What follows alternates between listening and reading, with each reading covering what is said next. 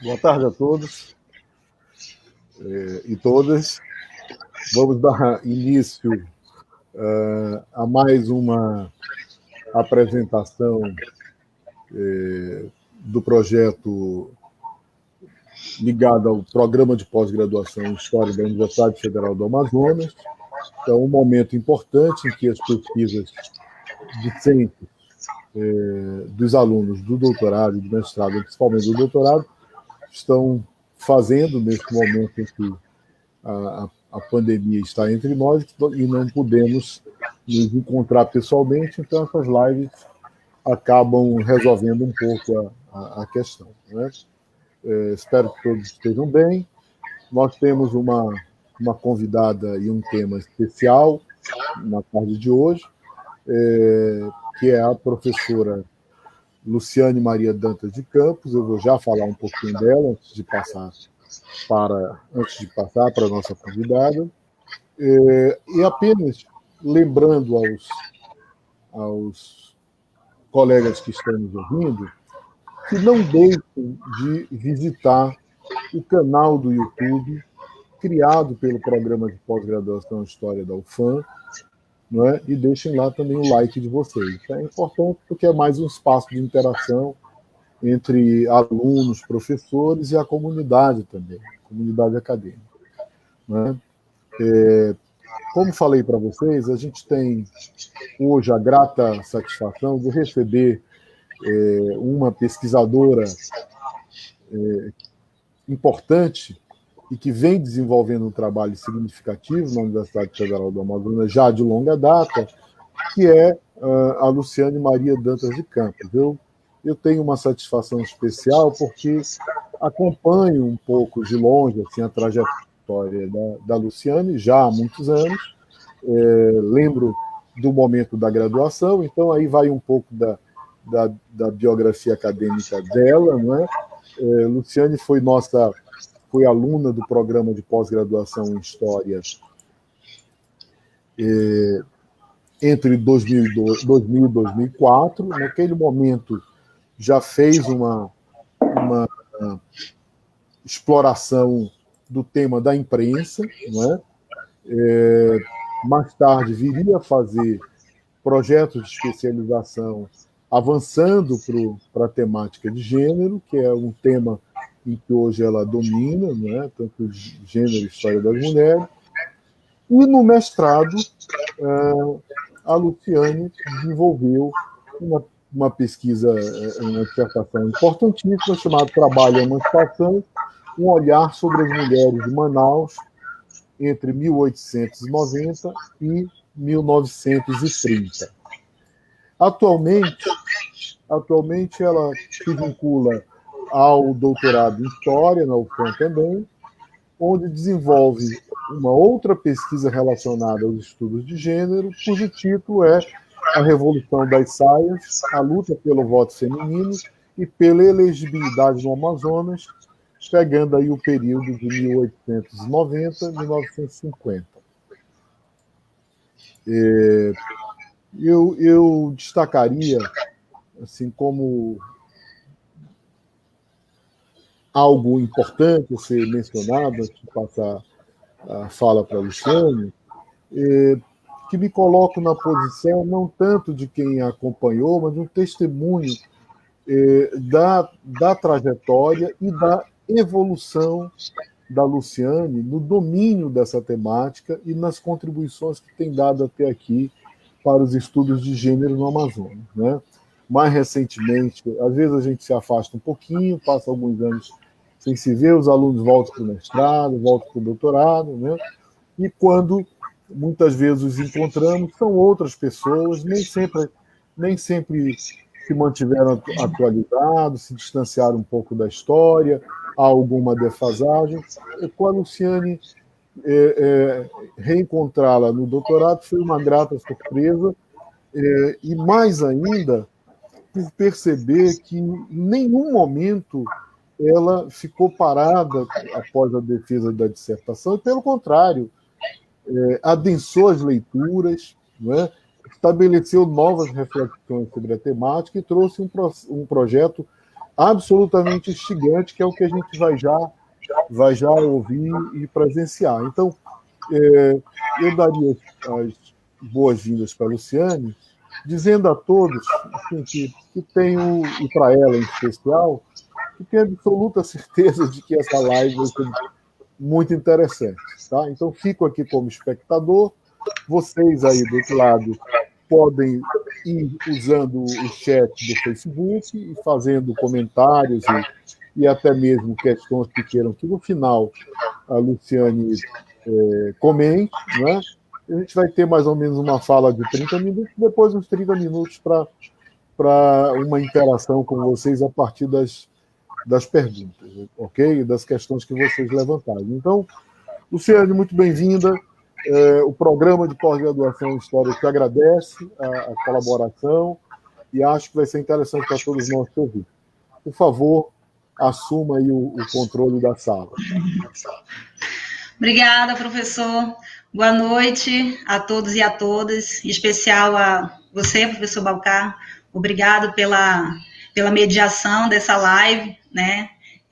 Você sabe que é uma honra, né, eu estar sempre na sua companhia, na companhia da professora Maria Luísa, que é minha orientadora desde a graduação, né? São pessoas que realmente me acompanham desde a graduação, né, e que me ensinaram muito, me inspiraram muito também, né? Então, eu sempre digo para vocês, mas não vou perder a oportunidade de falar novamente aqui, né, da minha gratidão, né, de quanto eu sou grata por tudo que vocês me ensinaram e por tudo que eu aprendo com vocês todos os dias, né? É uma experiência nova, né, essa live. Nós estamos aí na 7ª edição do Caminhos da Pesquisa, né? Nós estamos acostumados com a sala de aula, com o olho no olho, com os nossos ouvintes, né? E agora, nesse período de pandemia, nós estamos vivendo uma nova realidade. No meu caso, em especial, eu estou tentando superar aqui a minha timidez, né? Eu sou muito tímida com câmera, né? Mas neste momento foi necessário para que a gente pudesse ter esse diálogo inicial aí sobre o meu projeto de pesquisa, né? E os caminhos que me trouxeram até aqui. O senhor falou do PIBIC e eu quero aproveitar, então, para destacar essa questão aí no início da minha fala. Na verdade, essa e uma outra questão. Realmente, eu descobri o amor pela pesquisa historiográfica no PIBIC, né? Eu fiz parte, assim como outros colegas da minha turma também, de um grande projeto que você e a professora Maria Luísa desenvolveram, que era sobre a história da imprensa, né? E naquele momento, 2002 a 2003, eu pesquisei sobre a imprensa estudantil, e esse contato com as fontes periódicas me trouxeram assim, um universo de informação e de conhecimento, né, e de paixão, que aquilo ali foi determinante para a minha vida, né? Terminada a graduação, eu já sabia o que eu queria, né? Entrei no curso de especialização, né, deixei a imprensa estudantil de lado, fui para a minha outra paixão, que é a questão da história e gênero, né, e na especialização eu desenvolvi um projeto que depois eu consegui levar para o mestrado, né, e consegui fazer um trabalho que até me deixa muito, muito honrada, que serviu de referência para vários colegas. Eu lembro quando eu sou da 3ª turma do mestrado, quando eu comecei, né, eram poucos os pesquisadores sobre história das mulheres e gênero, né, e depois, quando eu voltei para o doutorado, já falei isso, inclusive, na sala de aula, eu fiquei muito surpresa e muito feliz com a quantidade de pesquisas já dentro da temática, né, e vários colegas me disseram, né, olha, poxa, teu trabalho foi fundamental para que eu tivesse conhecimento sobre determinadas referências bibliográficas, né, me ajudou muito, e isso me deixa muito lisonjeada. Eu espero que agora no doutorado eu consiga fazer um trabalho também interessante, um trabalho que renda bons frutos e que possa influenciar muitos dos meus outros colegas. Bom, aí aproveitando já esse gancho, eu vou falar então como surgiu a paixão por esse tema, né, da emancipação feminina. Bom, isso começou lá no ano de 2004, quando eu li o livro da Michelle Perrault chamado Mulheres Públicas, né? Me chamou a atenção nesse trabalho da Perrault, porque ela discutia essa questão da divisão dos papéis, das tarefas e dos espaços entre os sexos, né? Falava também como essa ruptura foi acontecendo ao longo do tempo e como a opinião pública se portou diante desse acontecimento. Então, a partir dessa leitura, né, eu comecei a buscar cada vez mais outras leituras que saciassem a minha curiosidade, porque foi realmente uma curiosidade em descobrir, e eu sempre digo para os alunos que ser historiador é ser, no início de tudo, curioso, né, a gente é movido por uma curiosidade em saber sobre o passado, sobre pesquisar determinada situação, né. Então, eu comecei nessa busca curiosa de saber como, quando e de que forma, né, foi ocorrendo essa inserção das mulheres na esfera pública. E como ocorreu essa luta por direitos a século privilégio dos homens, né? Então, essa foi a temática que eu escolhi para a minha vida acadêmica lá em 2004, né, e foi algo que me acompanhou, como eu disse, no curso de especialização, no mestrado e agora no doutorado, né? Por que eu fiz questão de destacar essas duas questões, né? Tanto do PIBIC como essa paixão por essa temática, né? Primeiro, para reafirmar a importância que projetos de pesquisas de iniciação científica têm para a vida dos estudantes, né? Nós estamos vivendo uma fase que a educação está sendo muito atacada, né? As pesquisas também, principalmente as pesquisas na área de ciências humanas, né? Sofrem ataques constantes por parte do governo. E eu poder falar essa minha história de como o PIBIC foi importante para mim lá em 2002 e como isso refletiu em tudo que eu consegui conquistar até agora, isso é maravilhoso. Eu espero que sirva de inspiração para os alunos que estão agora na graduação, que têm vontade de fazer PIBIC, né, têm vontade de ficar na pesquisa histórica, né?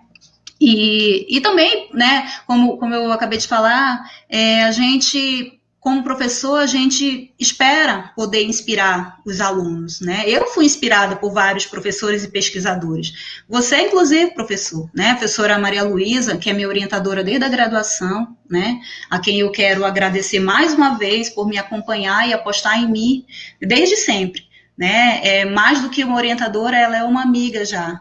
Né, e eu me sinto muito feliz em poder partilhar das experiências e dos projetos que a gente vem desenvolvendo no Departamento de História. Bom, aí para eu começar a falar propriamente da minha pesquisa, né, eu vou iniciar falando fazendo uma explicação, melhor dizendo, sobre o tema da pesquisa. Muita gente me pergunta, né, e eu vou até antecipar aqui, porque pode ser uma possível pergunta.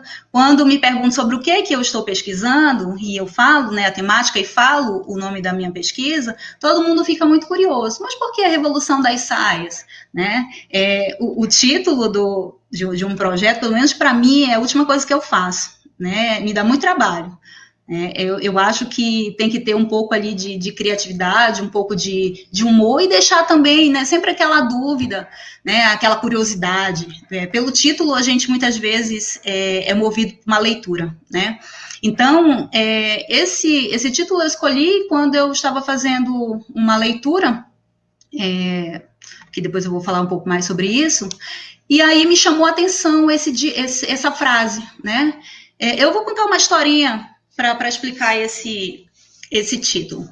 Em 1890, a escritora e jornalista Josefina Álvares de Azevedo, considerada uma das primeiras feministas brasileiras, ela escreveu a peça teatral O Voto Feminino. Essa peça foi apresentada no Rio de Janeiro e teve a intenção de promover no público uma reflexão sobre os argumentos favoráveis e contrários ao sufrágio. A peça apresentou um diálogo familiar, né? E acredita-se que foi inspirada na história da dentista Isabel Dillon, que teve o pedido de alistamento eleitoral negado. Então, a frase "a Revolução das Saias" parte da fala de um dos personagens, o Anastácio, que é o patriarca da família, né? E é uma analogia para ele e para tantos outros homens e mulheres opositores do sufrágio feminino.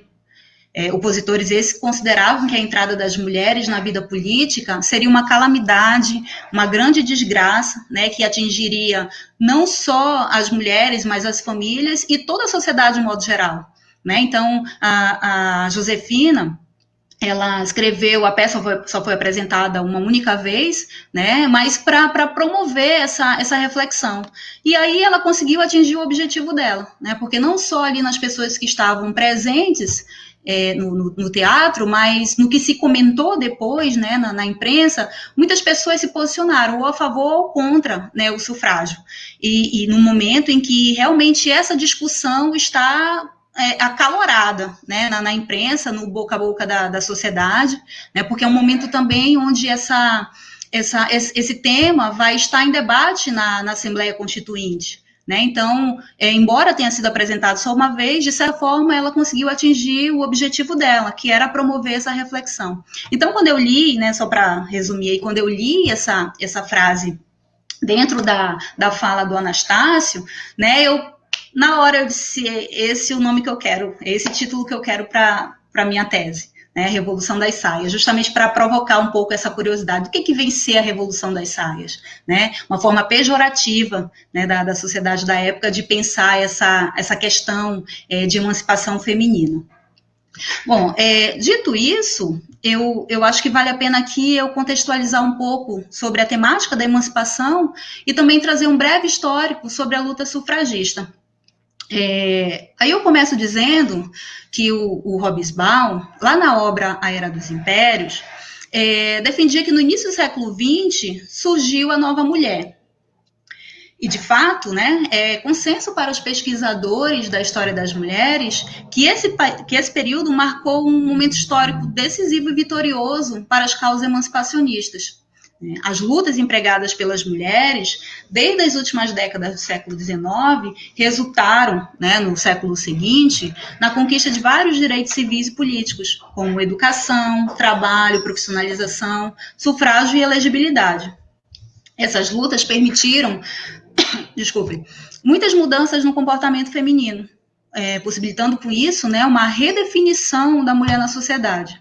Foi, sem dúvida, um século de grandes conquistas e de muita visibilidade para as mulheres.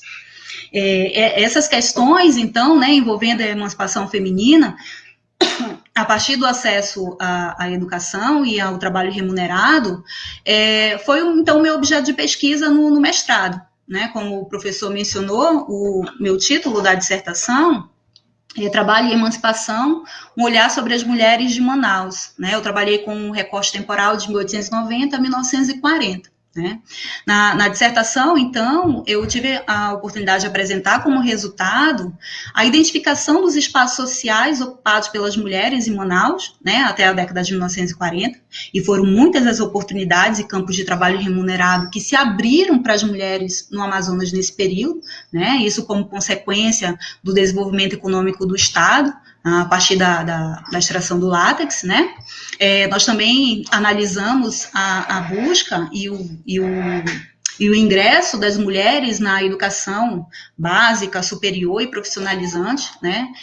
Na educação superior, inclusive, nós trabalhamos com a documentação da Universidade do Amazonas, né? Da Universidade, na época, a Universidade de Manaus, né? E, para minha surpresa ali, eu consegui encontrar fontes que me mostravam mulheres no primeiro ano de funcionamento da universidade, em 1909, matriculadas no curso de Direito, né? Um verdadeiro escândalo para a sociedade da época. Né? Mas eram mulheres muito fortes, mulheres, né, realmente que tinham essa visão de que a partir da educação elas conseguiriam ter uma nova realidade, né, dentro da sociedade. Então, isso para mim eu acho que eu fui uma das primeiras que eu trabalhei com essa fonte, né, da universidade, e para mim, assim, foi realmente muito gratificante, né? Foi algo que nem era, na verdade, a minha proposta, mas aí, como eu digo, o bom historiador, ele é levado para a pesquisa pelas fontes, né? São as fontes que dizem o que o trabalho vai resultar. A gente cria um projeto, a gente cria, né, objetivos, mas muitas vezes a gente não consegue alcançar aquilo que a gente pretendeu e alcança coisas muito além, né? Porque são as fontes realmente que determinam, né? Então, esse projeto que a gente está conversando aqui, ele é uma ideia, né? Algumas coisas eu já tenho organizado, algumas respostas eu já consigo estabelecer, mas outras, né, vai me depender muito do que as fontes vão me dizer. Por isso que a gente está sempre em constante diálogo, né, e em mudanças o tempo todo no projeto, porque realmente o achar de uma fonte ou não achar de uma fonte é que vai determinar os caminhos que a pesquisa vai tomar, né? Uma outra questão também que a gente trabalhou lá na dissertação de mestrado foi os antagonismos da opinião pública sobre a questão da emancipação feminina, né? Especialmente o trabalho, né? Antagonismos esses que muitas vezes era refletido na imprensa. E a imprensa, na dissertação, foi nossa fonte, mas também foi nosso objeto de pesquisa, né? Bom, então, nesse tripé das conquistas emancipacionistas, pela qual lutavam as mulheres, né, faltava para mim me debruçar sobre a questão do sufrágio. Na dissertação, eu até tive contato com algumas fontes que me falavam um pouco dessa questão da política, né? Especialmente no tópico que eu trabalhei sobre as profissionais liberais e sobre as funcionárias públicas, né? Fontes que me levaram, por exemplo, ao nome da Maria de Miranda Leão, né? A vida pública de Maria de Miranda Leão. Né? Para quem não sabe, a Maria de Miranda Leão, ela é considerada a primeira assistente social do Estado. Né? E uma das primeiras mulheres a ingressar no serviço público, né? Ela ingressou no ano de 1922, no serviço de profilaxia rural. E ela teve toda uma vida dedicada a essa questão da assistência social, né? Foi ela quem criou o primeiro preventório do país, né? Ela também é responsável pela fundação do Hospital Dr. Fajardo, né? Tomava conta de vários abrigos. Então, ela era interessante que o apelido que foi dado para ela era Mãezinha, né? Por que Mãezinha? Porque ela teve uma vida dedicada às mulheres, às crianças, aos adolescentes, né? E também uma vida religiosa, né? E essa questão da religião, as atividades das quais ela se envolvia na religião, é que vai mais lá na frente determinar a eleição dela, né? No ano de 1934. Mas depois eu vou falar um pouquinho mais sobre ela. Então, essas informações que eu achei lá na minha pesquisa do mestrado foi impulsionadora para eu pensar um projeto de tese posteriormente, né? O que eu tinha encontrado ali não dava para desenvolver na dissertação, mas aí eu guardei aquela informação, passei algum tempo fora, né, da academia por questões pessoais, e aí eu tive a honra de passar na primeira turma do doutorado, e muito feliz com isso, né, e estou conseguindo, melhor dizendo, desenvolver um pouco daquilo que eu pretendia lá em 2010, né, mas que, claro, hoje, mais madura, com mais leituras, né, mais experiência de vida, inclusive, eu consigo pensar questões que talvez lá atrás eu não conseguiria. Então, o que eu estou afirmando aqui é que a partir das conquistas de educação e trabalho, as mulheres passaram a lutar para ter direitos políticos, né? O direito de votar e serem eleitas para os cargos do executivo e legislativo representava para as mulheres a ideia de cidadania plena, porque elas reconheciam no voto o instrumento de conquista e igualdade de outros direitos, né? O sufrágio era a chave de acesso para grandes mudanças na realidade feminina, como definiu Gisela Beste, né? E as mulheres sabiam disso. Mas todas as mulheres? Óbvio que não, né? Nós sabemos que as primeiras militantes da causa sufragista, né, pertenciam às classes sociais economicamente mais favoráveis, né? Tinham um status social, né? Tinham também um bom nível de escolaridade. Muitas, inclusive, tinham estudado fora do país, né? Eram mulheres que detinham um nível superior, mas que fizeram na Sorbonne, né, fizeram um curso lá em Londres, né, em outras universidades renomadas do país, né. Então, quando voltavam para o Brasil, elas que tiveram contato, principalmente na Europa, com essas questões, quando voltavam para o Brasil, vinham, né, com a mente aberta e aqui tentavam convencer outras mulheres do quão benéfico era aquilo tudo, né, e elas começavam a se articular, né. Então, essas mulheres letradas, essas mulheres que tinham também uma profissão, né, muitas eram médicas, professoras, dentistas, escritoras, jornalistas, né? Então foram elas que começaram realmente a encabeçar esse movimento sufragista nacional, né?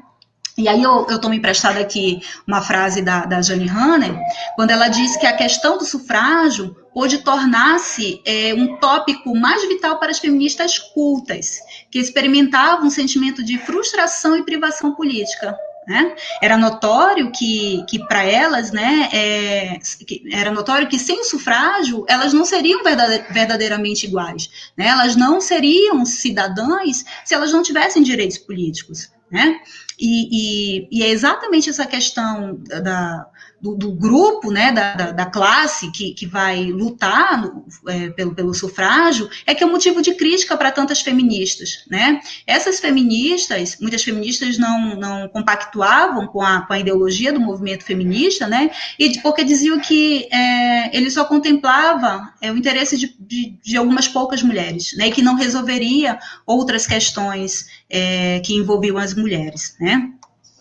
Então, para falar um pouco sobre essa luta sufragista, né, eu gostaria de fazer um pequeno histórico aqui para a gente começar a se situar dentro da temática, né? Não foi uma luta fácil, né? Muito pelo contrário, foi uma luta longa e extremamente paciente, né?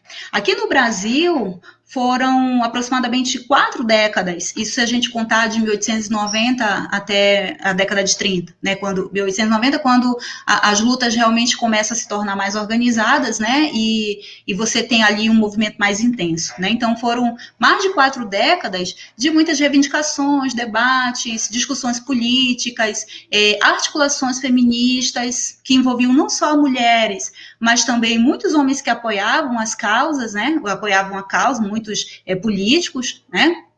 Tudo isso se iniciou no final do século XIX, como eu falei, especialmente quando a gente tem os primeiros jornais femininos e feministas começando a debater sobre o tema, né? Aí a gente tem a peça teatral lá da Josefina Álvares de Azevedo, né? Nós temos algumas mulheres aproveitando-se da Lei Saraiva, que dizia que todo portador de título científico estava apto a votar, né? Então muitas mulheres que conquistavam o nível superior fora do país, voltavam e se candidatavam, né, ao título eleitoral, se baseando nessa lei. Só que, né, acabavam não conseguindo, tinham sempre o pedido negado. Bom, então, o movimento de fato, né, começa a se tornar mais organizado a partir de 1890, quando nós vamos ter a Assembleia Constituinte, né, para a elaboração da primeira Constituição da República, e aí nós vamos ter um grande debate, né, entre os deputados, alguns favoráveis, a maioria contra, né, e foram debates intensos, debates esses que a imprensa se aproveitava justamente para tentar ali formar a opinião pública, né? Você vai ter, então, pela primeira vez no país, um grande debate falando sobre essa questão, né? E aí, quando a Constituição ficou pronta, em 1891, ele acabou não contemplando o direito aos votos, o direito ao voto feminino, né? As mulheres que estavam no movimento acreditavam que a Constituição iria contemplar o direito, né? Acreditavam que realmente ali era o momento, né? Que esse direito seria dado para as mulheres, mas, no entanto, não foi o que aconteceu, né? Só que o texto da Constituição também não trazia explícita nem a proibição e nem a permissão do direito de voto. O texto dizia que eram eleitores, né, os cidadãos maiores de 21 anos, que se alistassem na forma da lei, só que não deixava claro, né, quem era esse cidadão, né? Mas aí, embora a lei não deixasse claro, a sociedade imbuída dos seus valores patriarcais e machistas, né, considerava as mulheres naturalmente inaptas para a política. O que causava para essas mulheres, né, muita revolta e constrangimento, né? Então, por mais que a mulher fosse alfabetizada, por mais que a mulher ela tivesse um trabalho remunerado, ela estava, pela Constituição não estava proibida, mas também não estava incluída ali como cidadão, mas quando essas mulheres tentavam alistamento, né, era sempre o Poder Judiciário que julgava, e aí prevalecia, né, a tradição conservadora das sociedades, né? Bom, mas aí eu costumo dizer que essa negativa da Constituição foi mola impulsionadora para o movimento sufragista, né? A partir daí, ele vai se tornar ainda mais intenso e articulado. Muitas mulheres, inclusive, né, usaram dessa falta de clareza da lei para requerer seu alistamento eleitoral. Mas como eu falei, né, o Poder Judiciário é que ficava livre para autorizar ou não esses pedidos.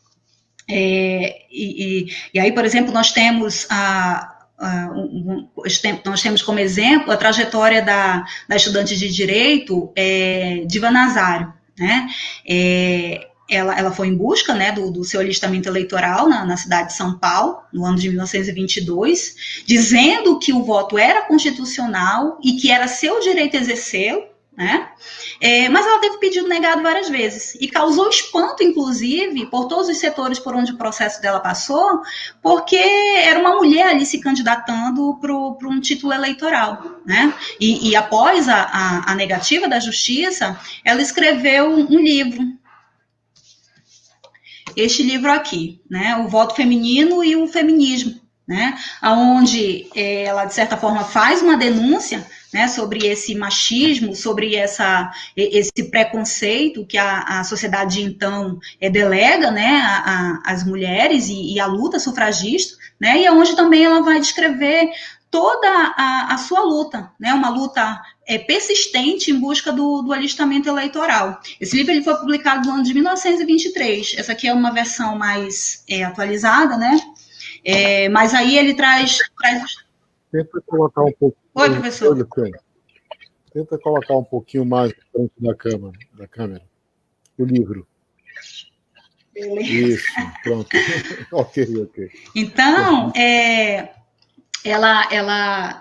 o livro são textos realmente, né, de 1923, e a leitura dele é muito enriquecedor, né, porque ela traz ali os detalhes realmente daquilo que vinha, né, nas peças do processo dela, né, o que vinha ali como justificativa para a negação do voto, né, um livro que tem me ajudado bastante a pensar essa questão da luta pelo sufrágio. E aí, ainda a gente falando um pouco da trajetória do movimento sufragista, né, eu acho que é importante destacar dois acontecimentos que vão dar realmente ali um ânimo muito grande, né, e um direcionamento para o movimento sufragista. Primeiro é a criação do Partido Republicano Feminino, em 1910, né, por Leolinda Daltro. Um partido que não tinha direitos políticos, mas que defendia os interesses das mulheres, né, na esfera política. Além, claro, de defender as outras questões da emancipação, né, e a própria independência feminina. O segundo é a criação da Federação Brasileira pelo Progresso Feminino, a FBPF, né, que tem sido meu xodó, assim, pesquisar sobre a associação, né. Foi uma associação fundada em 1922 pela Berta Lutz, né, a Berta Lutz também é uma das primeiras mulheres a ingressar num concurso público, né? Ela é bióloga, né, muito renomada no país, e a FBPF é considerada a maior expressão do feminismo nas décadas de 20 e 30, né? E também a mais importante e conhecida organização em defesa dos direitos da mulher. Se você perguntasse de qualquer pessoa na década de 20 e 30 sobre luta sufragista, e hoje também, né, acaba sendo mais conhecida, vai sempre falar o nome da Federação Brasileira, né? A FBPF, né, reunia mulheres de várias profissões e tinha núcleo em vários estados, inclusive aqui no Amazonas, né? Eles tinham, pelo menos até agora, eu mapeei 12 associações nos estados, né? A daqui foi criada em 1932, ou seja, 10 anos depois, né, que a Federação Nacional foi fundada, né? Bom, e aí, o que a gente tem dessas duas organizações, né? A Daltro, ela se inspirava nas lutas sufragistas inglesas, né? Ela organizava passeatas, ela pressionava o governo, né? Já a Berta Lutz, ela é aquilo que algumas historiadoras chamam de feminismo mais tático, né? Ela foi por outro caminho. Ela formava alianças com políticos, ela buscava apoio social, né? Ela aproveitava-se do prestígio social que as mulheres da associação tinham. Muitas delas, inclusive, eram mulheres, né? Esposas ou eram familiares de políticos, né? Então, ela ia naquela forma, né? mais suave, né? mais tranquila de movimento. É o que hoje alguns pesquisadores chamam feminismo bem comportado, né? A Daltro acabou sendo identificada como um feminismo, um mau exemplo de feminismo, né? E a Lutz como o feminismo bem comportado, aquele que deveria, né, ser seguido pelas mulheres. Não havia confronto, né, não havia manifestações, não havia passeata, havia ali um convencimento, né? Elas trabalhavam com convencimento. Se apoiaram em vários políticos, né? Vários políticos apoiavam a FBPF, né? E eram esses políticos que lá na Assembleia, né? Lá no Congresso, iam levar, né, essa questão do sufrágio para debate, né? Então, foi mais ou menos assim que ambas trabalharam, né? Embora sejam diferentes, né, as ideologias de feminismo e luta sufragista sejam diferentes das duas, né? A gente não pode negar a importância que nenhuma das duas tem para o sucesso do movimento, né? E qual é o sucesso do movimento, né? A gente pode dizer que foi a instituição do voto feminino, né, pelo decreto de fevereiro de 1932, né, decreto assinado pelo então presidente Getúlio Vargas, e que depois foi confirmado pela Constituição de 1934. Mas, na verdade, eu considero como o sucesso do movimento realmente a partir do momento que você consegue colocar as mulheres para participar da vida política. Porque, veja, o voto foi instituído em 32, né, pelo Código Eleitoral, mas ele era facultativo para as mulheres, né?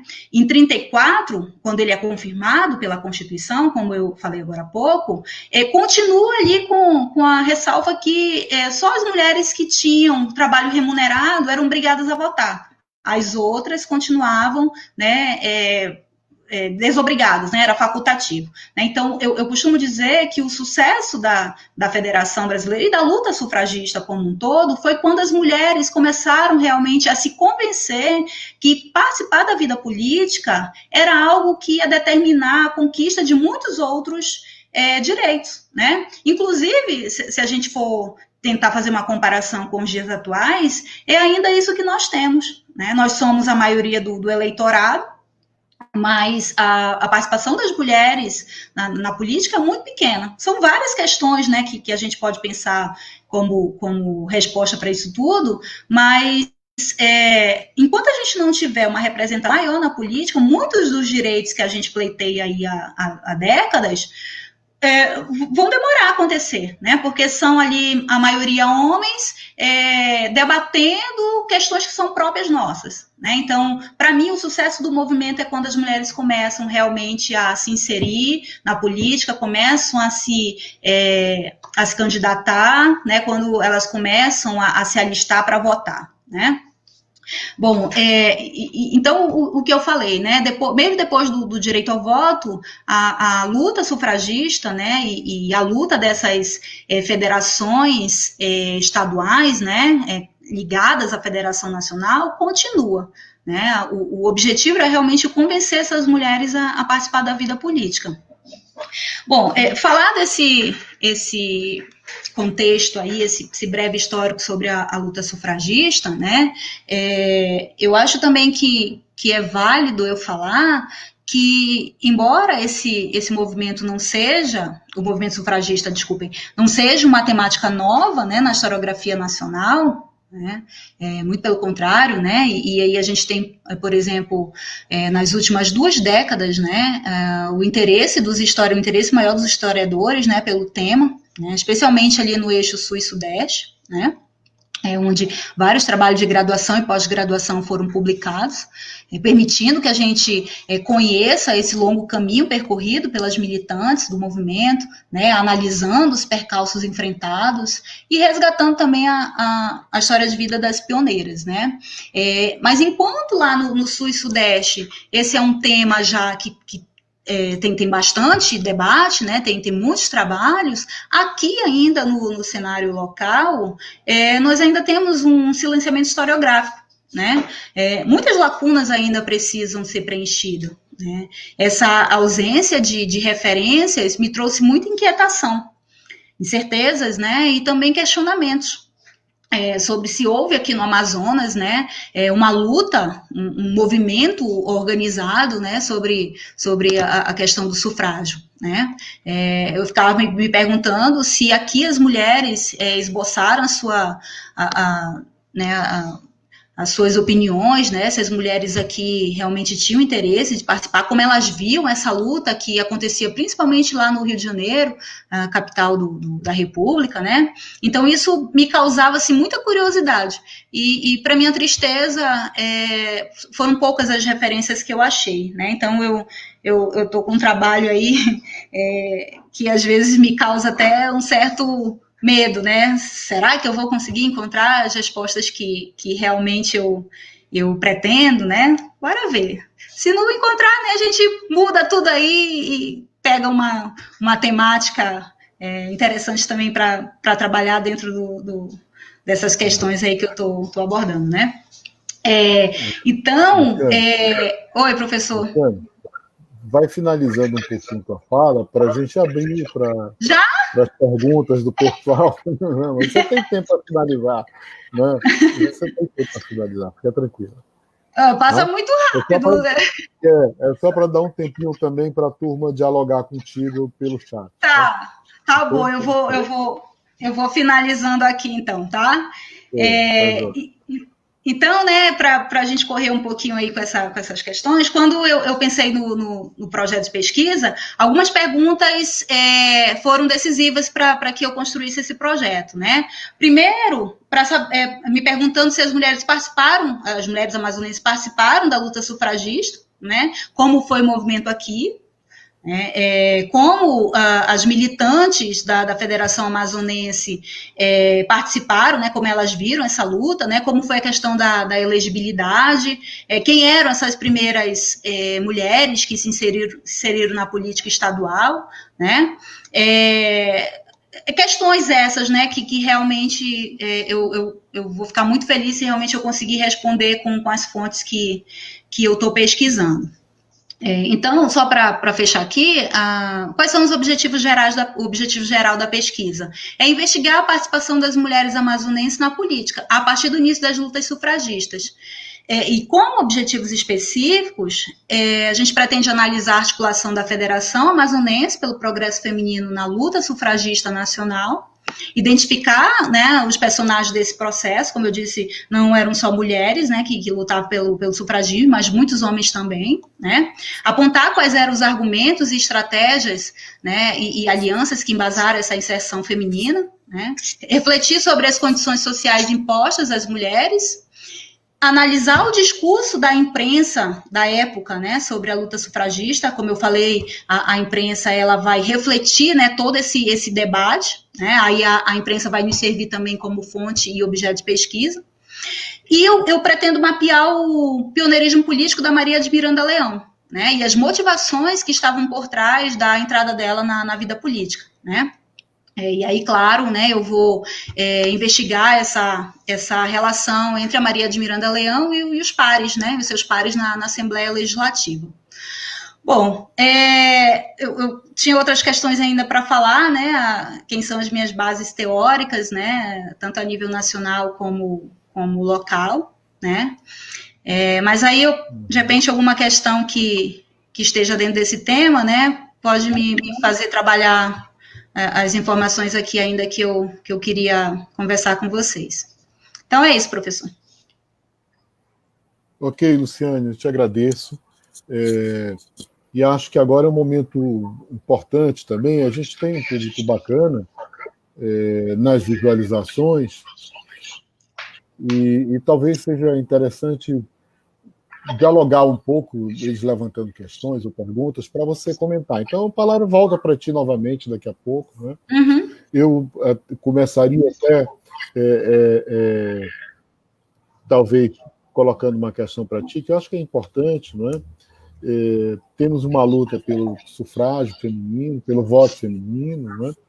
E quando é que isso começa a se materializar em termos de termos no Amazonas mulheres ingressando no parlamento? Né? A gente sabe, inclusive, do nosso pioneirismo em ter a primeira senadora da República. Né? E aí eu estou aqui lembrando pesquisas da Michelle e de outras pessoas. Né? Mas em termos de mulheres eleitas para o parlamento no Amazonas, né, no período em que você está trabalhando, se você podia dar alguma informação sobre isso. A Daniela Tristan também pede que a gente coloque para você comentasse um pouquinho esse recorte temporal da sua pesquisa.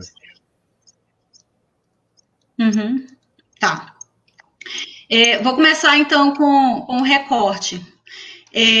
O recorte ele já sofreu uma alteração desde a proposta inicial da pesquisa, né?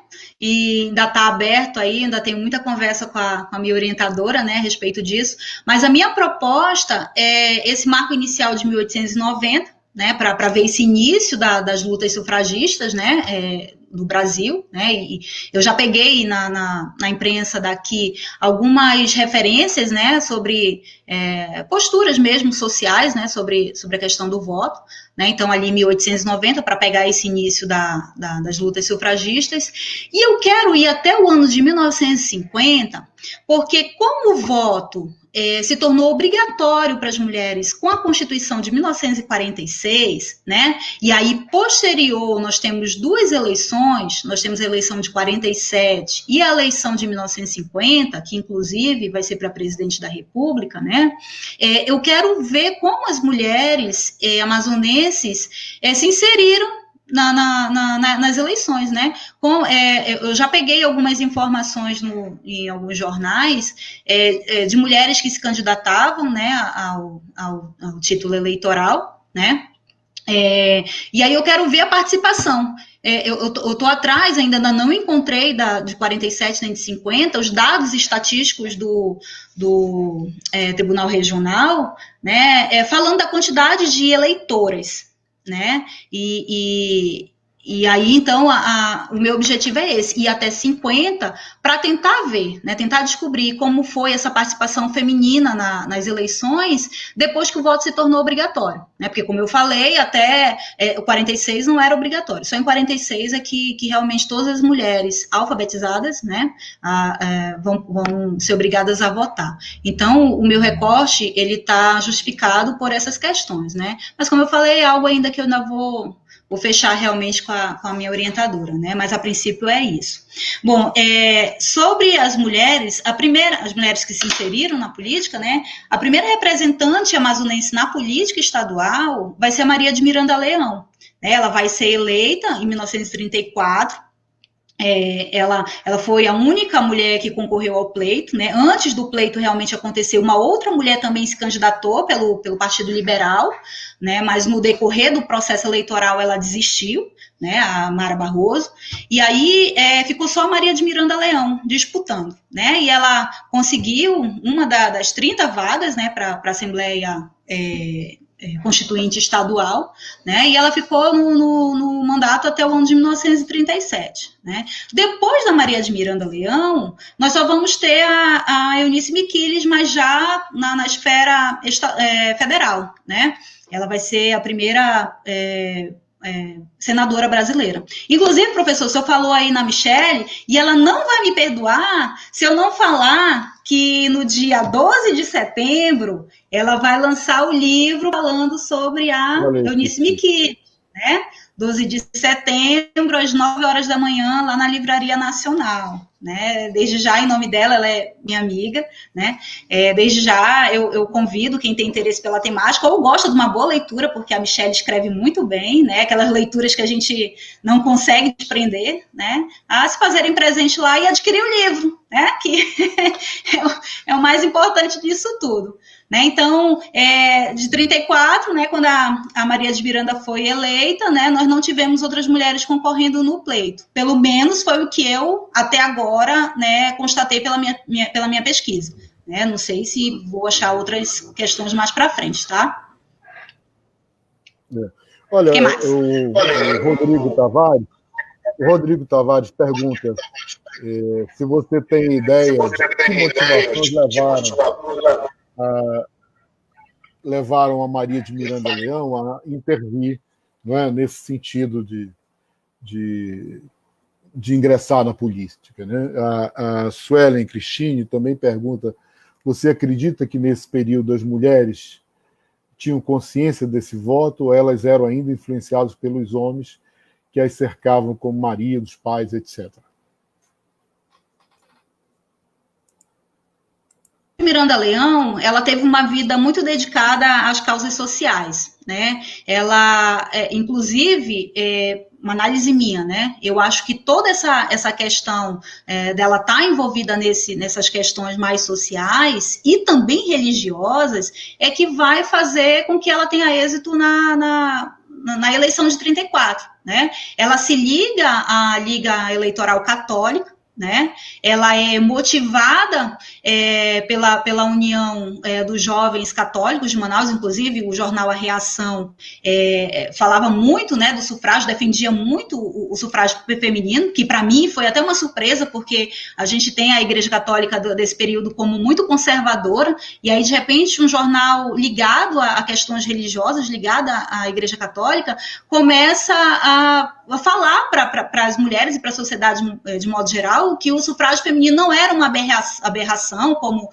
tantos diziam, mas que era uma necessidade para a mulher, né, e que as mulheres deveriam sim participar da vida política. Né? A Maria de Miranda Leão, então, antes da eleição dela, ela lidera o movimento de incentivo das mulheres à vida política. Né? E como ela defendia muito a questão da religião, isso vai ficar claro depois lá nos debates, né, da Constituinte, eu creio que a motivação principal dela era essa defesa à Igreja Católica. Né? Os pronunciamentos dela eram todos voltados a isso, a defesa do ensino religioso na escola, a defesa da Igreja Católica, contra o comunismo, que ela chamava de aberração que deveria ser expado da sociedade.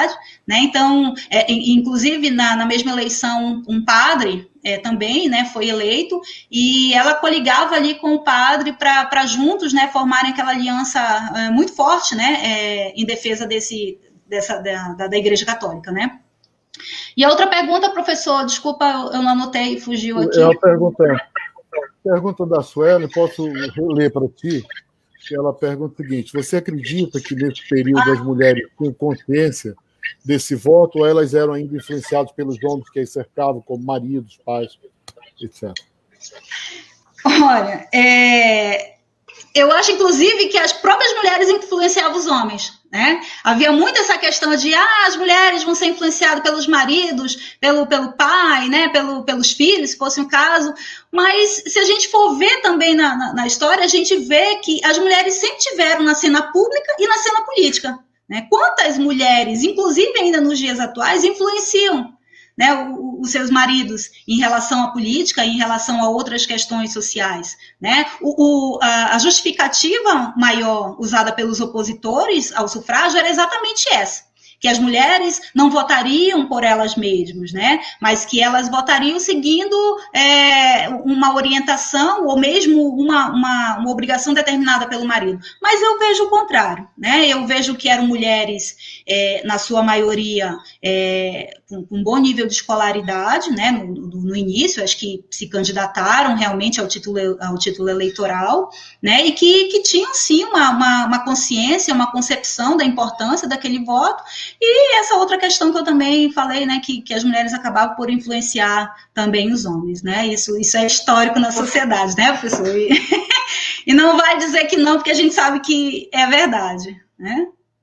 Como diz a Michelle Perrot, né, no Teatro das Sombras, né, as mulheres estavam ali, né, sempre manipulando, né, estavam por trás das cortinas, né, dando o seu jeitinho ali de também estar inserido. Felizmente, hoje, a situação mudou um pouco, não é? Eu acho que ainda continua esse legado, a dominação masculina, o patriarcado é ainda muito forte. Acho que há muita razão nas colegas levantarem essa questão, não é? De tantas mulheres que ainda são limitadas ou que agem dominadas ou controladas de forma direta ou indireta. Mas não deixa de ser, eu acho que nos dias atuais a gente tem que tomar um certo cuidado com isso para não estar cometendo um preconceito, não é? De achar que sempre na relação essa dominação masculina estará presente, as influências. Eu no meio intelectual, eu sou casado com uma historiadora, não é? Sou casado com uma historiadora. Eu já vi desqualificações a ela, não é? Quer dizer, e assim, é público e notório que ela influencia muito mais o meu trabalho do que o meu trabalho influencia o dela. Não é? Então, eu não estou aqui para jogar, sabe, dar loas a alguém, ou a me fazer de bonzinho, não é isso. Não é? Quer dizer, mas muitas vezes o preconceito vai na frente, aí o próprio nome já diz isso. Não é?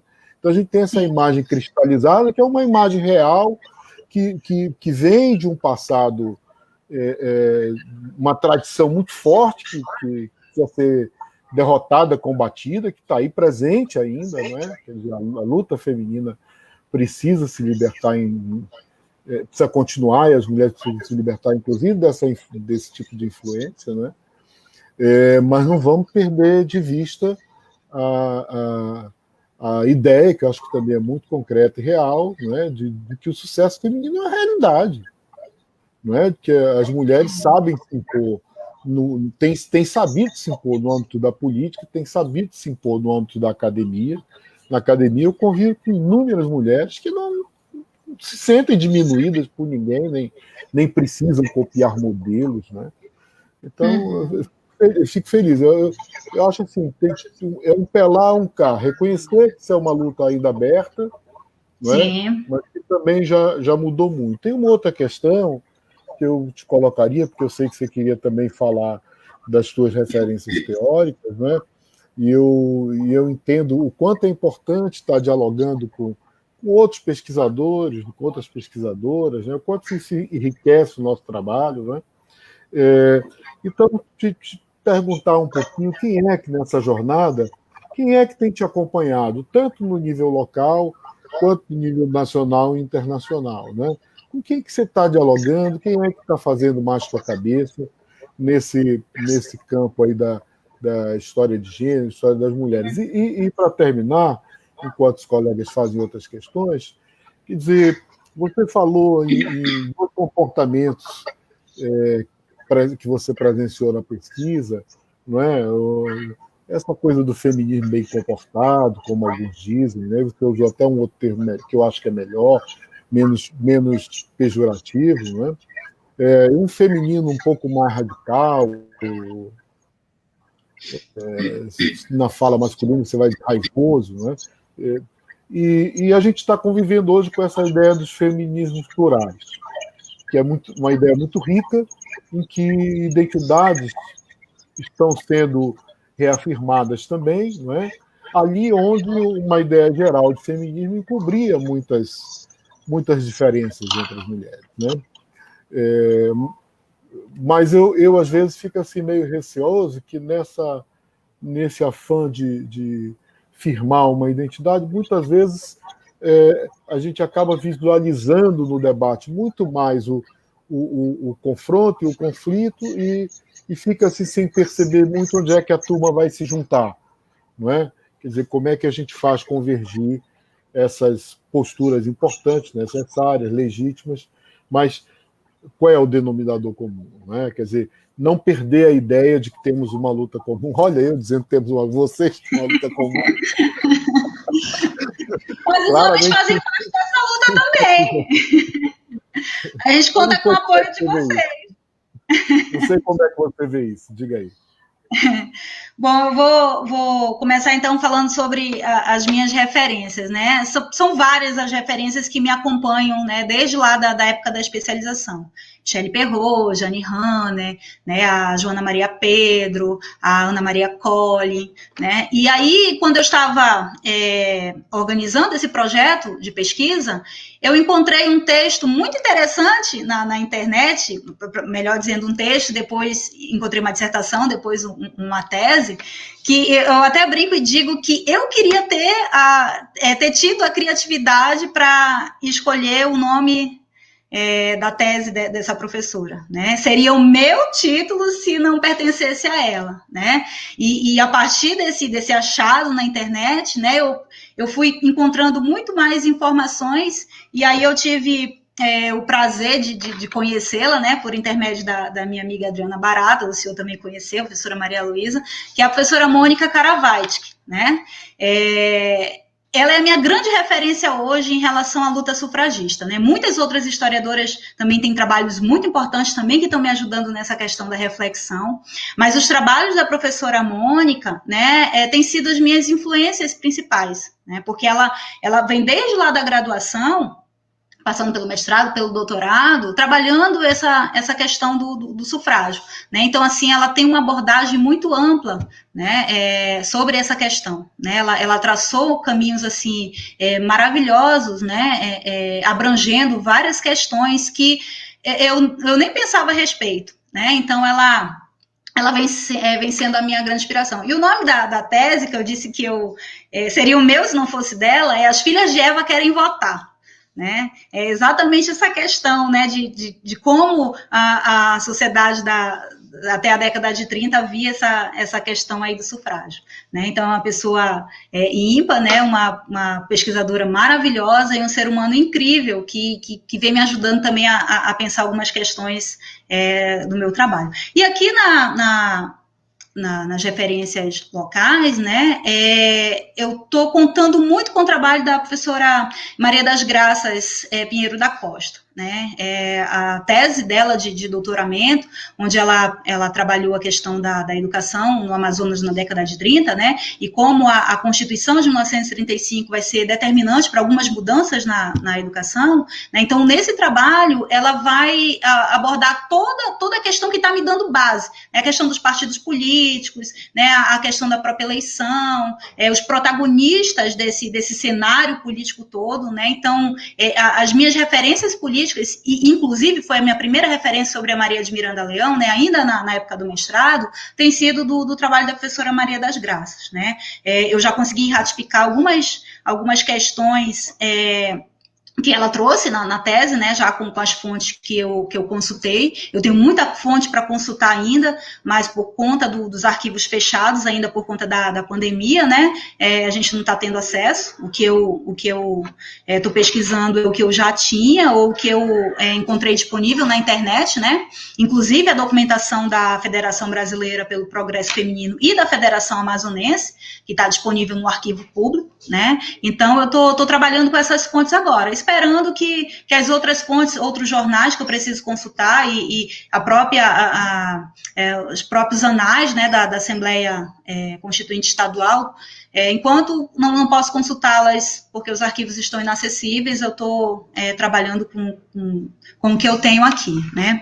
Essa questão aí, professor, dos feminismos plurais, embora, né, a gente tenha hoje várias correntes de feminismo, várias ideologias, né, vários grupos, e isso é muito importante, né, porque aí a gente tem várias pautas, né, a gente tem todas as mulheres representadas, né, são vários grupos, e aí o que é a pauta de um não necessariamente é a pauta de outro, né, mas tem uma coisa que eu acho que liga todos esses grupos e todos esses feminismos, que é a luta pelos direitos, né, nós temos muitos direitos ainda a ser conquistados, né, a gente ainda vive numa sociedade patriarcal, uma sociedade misógina, né, isso a gente consegue ver em vários exemplos, ainda há um preconceito enraizado ali na mente da sociedade, né, a gente está no século XXI, mas às vezes a gente se pega, nós, inclusive mulheres, repetindo frases que nossa mãe fala, que as nossas avós falavam, né? Então, a gente ainda tem essa questão de conquistar mais direitos, né? De estar realmente na luta e conquistar tantas coisas ainda que precisam ser conquistadas, é de fato o que liga todos esses grupos feministas, né? E é maravilhoso, assim, eu tenho tentado acompanhar, né, as discussões de vários grupos, né, eu tenho buscado me apropriar muito dessa discussão dos vários feminismos plurais, estou sempre em busca de novas leituras, mas tem muita coisa ainda que eu preciso aprender, né, tem muita coisa ainda que eu preciso realmente refletir, né, eu estou caminhando, estou tentando, porque é tudo muito novo, né, são coisas que surgem o tempo todo e que a gente tem que estar se atualizando o tempo todo, né, então essa questão realmente de lutar pelos direitos que ainda são necessários para a nossa existência é o que realmente une, né, todas essas mulheres. O que mais? Luciane, olha, eu acho que é isso. Passamos um pouquinho de 1 hora, ficamos aqui 1 hora e 8 minutos. Era a ideia do projeto, né? Caminhos da Pesquisa. Então, eu aqui agradeço a tua fala, você tem muito a aprender e a gente aprendeu muito contigo hoje e vai continuar aprendendo, que tua pesquisa vai sempre nos iluminar com questões necessárias para homens, para mulheres, para a sociedade como um todo. Não é? Agradecer imensamente aos colegas que apareceram. Não é? A Michele está fazendo uma outra pergunta meio extemporânea, mas eu vou ler, aí você responde. Mas eu já aqui faço o agradecimento a todos, a Daniela, a Ângela, a Márcia, a Jordana, tantas outras pessoas que aqui estiveram. Obrigado pela audiência. Não esqueçam, por favor, de visitar o canal do YouTube do Programa de Pós-Graduação de História da UFAM. Né? Vamos construir esse espaço como um espaço de intercâmbio, de conversa entre nós. Não é? Essas lives todas estarão lá à disposição de quem quiser assistir novamente. Não é? Então, é uma ferramenta que a gente está aprendendo a trabalhar e que vai ser muito importante. Eu passo para você, Luciane, a pergunta da Michele, que diz o seguinte: durante o levantamento desses dados, você conseguiu identificar a relação entre as mulheres na política, se a relação das mulheres na política amazonense está ligada ao trabalho de assistência social? E depois já encaminho que você se despeça dos colegas para a gente encerrar essa live. Okay? Eu não entendi a pergunta, ela está se referindo a essa questão da relação entre a Maria de Miranda Leão e a questão da assistência social? Você conseguiu identificar a relação entre as mulheres na política amazonense e o trabalho de assistência social? Ah, sim. Em relação a Maria de Miranda Leão, isso fica muito claro. né? Outras mulheres que eu tenho, não é o meu objeto de trabalho, porque são, né, de outro período histórico, mas o que eu tenho lido a respeito, e fica muito notório isso quando a gente observa, né, os seus discursos, todas elas partem no mesmo caminho, né? Esse trabalho de assistência social é o que vem, de certa forma, fazer com que elas ganhem visibilidade, né? Esse trabalho social que depois é lembrado e é destacado, né? E que algumas, quando conseguem ser eleitas depois, acabam continuando, né? Ganha a sociedade, né? E ganha também ali a candidato, né? Mas da Maria de Miranda Leão, que é o que eu estou realmente mais atenta, isso fica muito claro mesmo, professor. Professor, para finalizar, né, se a gente já vai encerrar, eu queria só deixar aqui o meu repúdio, né, se o senhor me permite fazer isso, né? A gente tem percebido, né, eu tenho encontrado muito isso na imprensa, não é segredo para ninguém, que essas primeiras mulheres que se inseriram na vida política, elas foram muito humilhadas, né? Elas foram ridicularizadas, elas foram perseguidas, né? E hoje, passado 88 anos da conquista do direito do voto e da elegibilidade, as nossas mulheres políticas ainda sofrem a mesma coisa, né? A gente tem visto aí exemplos em todas as esferas, seja no âmbito municipal, estadual e federal, né? Tivemos o exemplo aí da nossa presidenta Dilma, né? De quanto a imprensa e de quanto a sociedade, de modo geral, a perseguiu, né? Muitas vezes só pelo fato dela ser mulher, né? A Maria de Miranda Leão, ela incomodava muito os políticos, né? Os seus pares ali na Assembleia, eles deixavam claro isso, né? A imprensa era o tempo todo, né, de forma jocosa, falando sobre ela, né, sobre os pronunciamentos dela, sobre as coisas que ela defendia, né, na Assembleia. Então, eu deixo aqui o meu repúdio a esse preconceito, a essa misoginia, a esse machismo, né, que ainda existe na sociedade brasileira em relação às mulheres que entram na política, né? Eu acho que está na hora da gente acabar com isso, né? Está na hora da gente conseguir realmente uma representatividade maior na política brasileira, né? Só assim a gente vai conseguir mudar a realidade de tantas mulheres, né? Só assim a gente vai conseguir conquistar tantos direitos que ainda estão para ser conquistados aí para melhorar a vida das mulheres brasileiras, né? Então eu queria só deixar claro isso aí, porque é algo que me incomoda muito ainda, né? Eu tento acompanhar um pouco aí a trajetória de algumas mulheres políticas, né? E isso fica muito claro, né?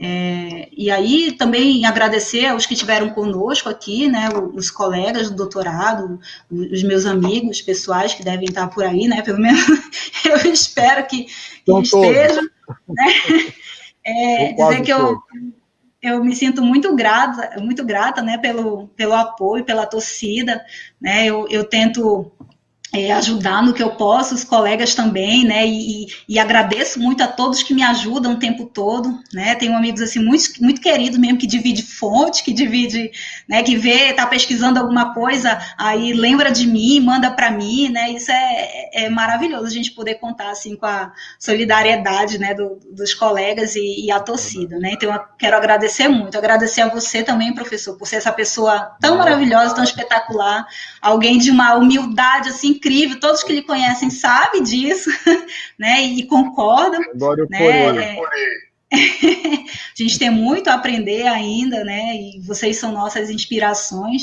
né, agradecer a minha orientadora, né, mais uma vez, né, pela ajuda de sempre, né, por estar sempre pronta a tirar minhas dúvidas, a conversar, a dialogar, alguém que aposte em mim desde a graduação, eu sou muito grata mesmo, né, e agradecer ao programa mais uma vez pela oportunidade aí de estar conversando sobre a minha pesquisa. Tem muita coisa ainda para pesquisar, né, a pesquisa está atrasada por conta da pandemia, mas a gente é brasileiro, não desiste nunca, né, e até o término aí do período que eu tenho, essa pesquisa vai ficar pronta. Talvez não fique a contento como eu gostaria, respondendo as perguntas que eu tenho na cabeça, mas se chegar o mais próximo possível, eu já me sinto satisfeito.